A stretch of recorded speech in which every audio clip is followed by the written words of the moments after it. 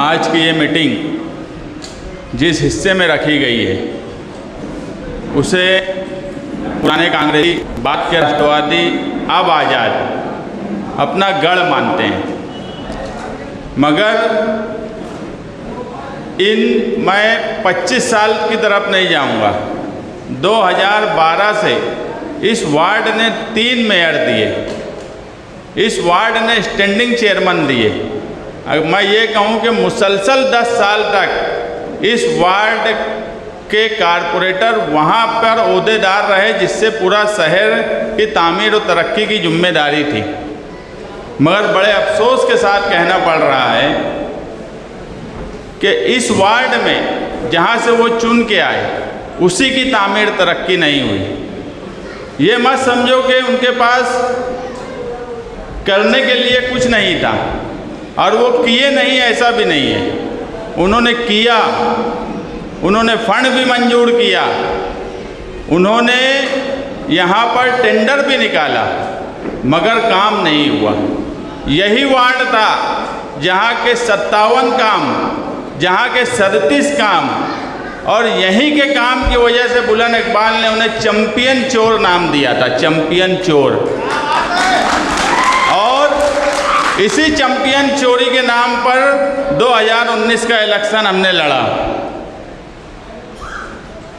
पूरी मेहनत से कोशिश की और ये सोचे कि आज जो आमदार आए हैं वो कहीं ना कहीं अब उनके साथ जो टीम लगी है वो पूरी की पूरी टीम को लेकर इस शहर में काम काज करेंगे। मगर बड़े अफसोस के साथ, माफ़ी के साथ मुझे ये कहना पड़ रहा है कि जो सोच कर सब लोग लगे थे, अकेला मैं नहीं, जो भी लोग उनके साथ लगे थे वो सब के सब लोग नाउम्मीद हो गए। ना इन्होंने कोई करप्शन का एक मामला मंत्रालय में या मंत्रालय से इन्होंने कोई ऐसा कार्रवाई इनके ऊपर नहीं की। मैं 2019 के बाद बार बार बोलता रहा कि मुफ्ती साहब इनके ये पेपर्स हैं, वहाँ पर आप सोर्स लगाइए, अब आप एमएलए हो। कुछ फाइल यहाँ की थी जो मैं बोला कि बुलंद इकबाल ने इन्हें चैंपियन चोर कहा था। ये उस वक्त एमएलए थे जब हम तहरीक चलाया करते थे। इनके पास एमएलए कांग्रेस के कई थे। यहाँ की कई चोरी ऐसी थी जिस पर उस वक्त शेख आसिफ ने 12 एमएलए के लेटर लगाए। भाई जगताप और ऐसे जो कांग्रेस के 12 एमएलए थे उनका लेटर लगाकर नगर विकास सेक्रेटरी तक मैंने मंजूरी करवा ली थी। मगर जब मामला सीएम ऑफिस में गया तो वहाँ 12 एमएलए के लेटर लगाकर उसको रोका गया। शेख आसिफ के अकेला दम भी नहीं था कि अकेले के लेटर पे रुकवा सके, मगर हम मजबूर थे कि हमारे पास उस वक्त जो पार्टी थी ना उसका कोई एमएलए था, ना हमारे शहर में हमारा एमएलए था। हम मजबूर थे। जब 2019 में मुफ्ती साहब चुन कर आए तो मैं मुसलसल उनको बोला कि मुफ्ती साहब ये सब पेपर्स हैं, सीएम ऑफिस में ऐसे ऐसे मामले में ये फाइल अटकी है, आप सीएम से टाइम लीजिए, मुझे लेकर चलिए। हाँ मुस्तकीम मैं करता हूँ, मैं चलूँगा। मगर वो नहीं गए। बाद में मालूमात मिली कि एमएम खान से बैठक हो गई, तो बड़ा हैरान था मैं।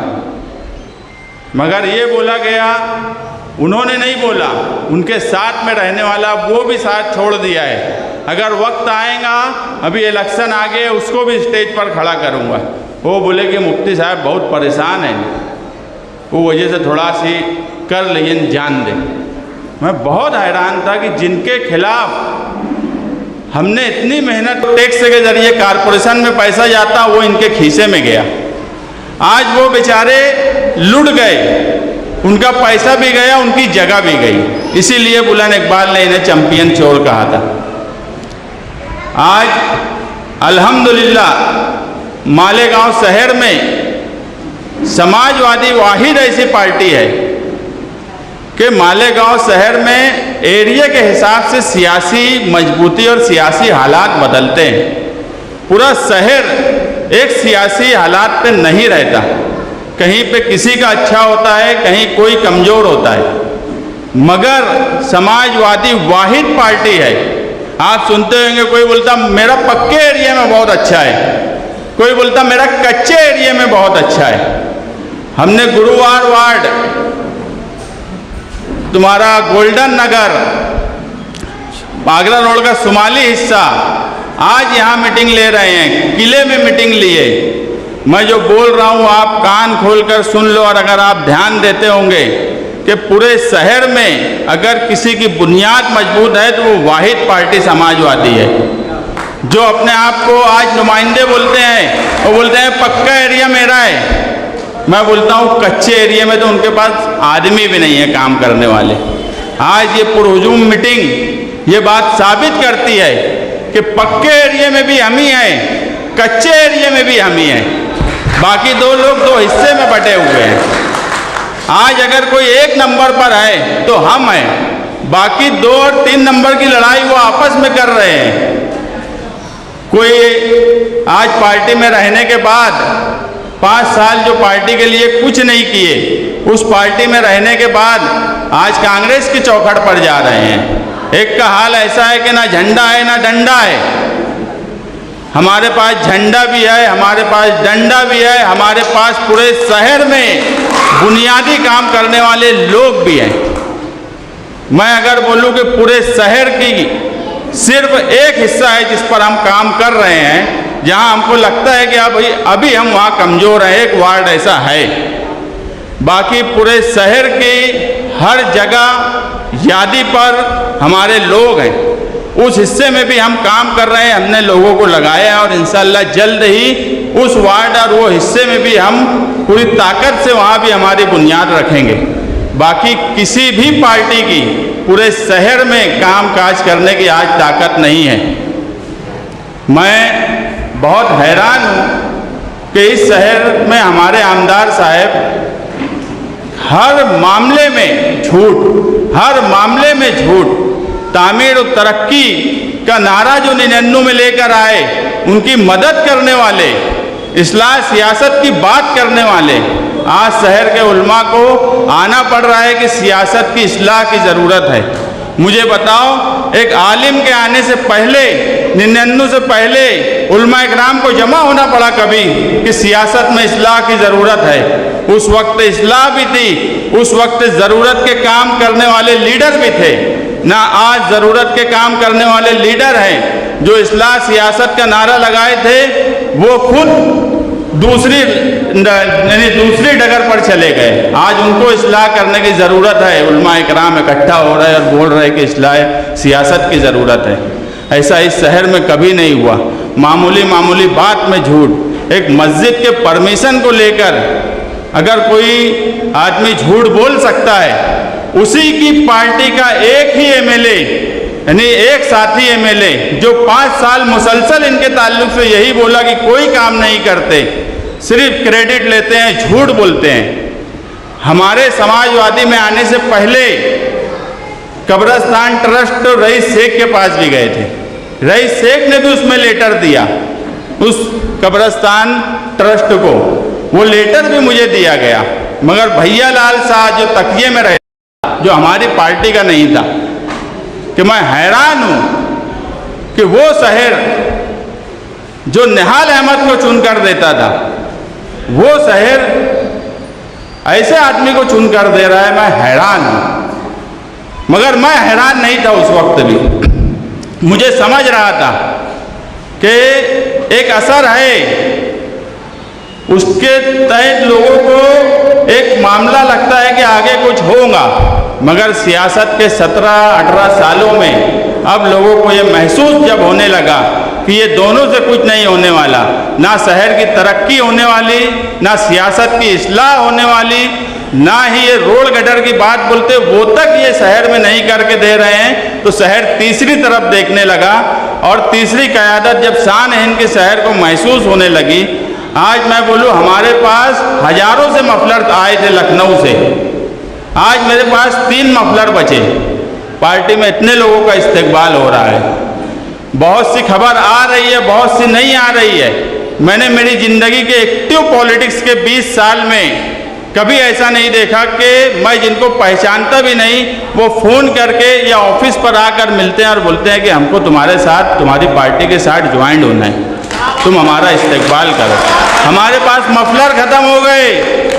अबू आसिम आजमी साहब को कल ही फ़ोन किया कि मफलर भेजो, लोग बेताब हैं। तो वो बोले कि मैं जा रहा हूँ बस लखनऊ, वहाँ से मफलर भी भेजता हूँ, तुम्हारा ऐलान भी करवाता हूँ। मैं फिर बोल रहा हूँ कि कोई कहीं भी जाए, कोई आज़ाद लड़ने का ऐलान करे, कोई पार्टी की तलाश में निकल जाए, मालेगांव शहर में सबसे पहले अगर किसी का ऐलान होगा तो शान हिंद का होगा, ऑफिशियली समाजवादी पार्टी का होगा। बाकी सब ढूंढते रहेंगे, घूमते रहेंगे, ढूंढते रहेंगे, घूमते रहेंगे। इनको खुद नहीं पता कि ये आगे क्या करेंगे। इनके साथ जो लोग आज हैं उनको भी किसी को ठेके के नाम पे, किसी को पैसे के नाम पे लालच देकर रोक रहे हैं। और मैं भी सोच रहा हूँ 5 साल में बहुत कमाए हैं। मालेगांव की तारीख में किसी एमएलए ने इतना रुपया नहीं कमाया होगा जितना रुपया इन्होंने 5 साल में कमाया है। इधर से भी ले लिए, उधर से भी ले लिए, सब तरफ से ले लिए, तो पैसा लिए भी बहुत है। आज जो जानिसार बेचारे थे वो भी बोलते हैं 10,000 दो तो रुकेंगे, नहीं तो मुस्तकीम से बातचीत चालू है। मैं भी सोच रहा हूँ इसे मिल के जाते और वो बेचारों का फ़ायदा हो जाता तो अच्छी बात है। बड़ी तादाद में अगर अखिलेश यादव का जलसा 9 अगस्त को जो पोस्टपोन हुआ, फिर बाद में मैं ही सोचा कि इसमें भी अल्लाह की कोई हिकमत ही थी कि इलेक्शन थोड़ा आगे बढ़ा।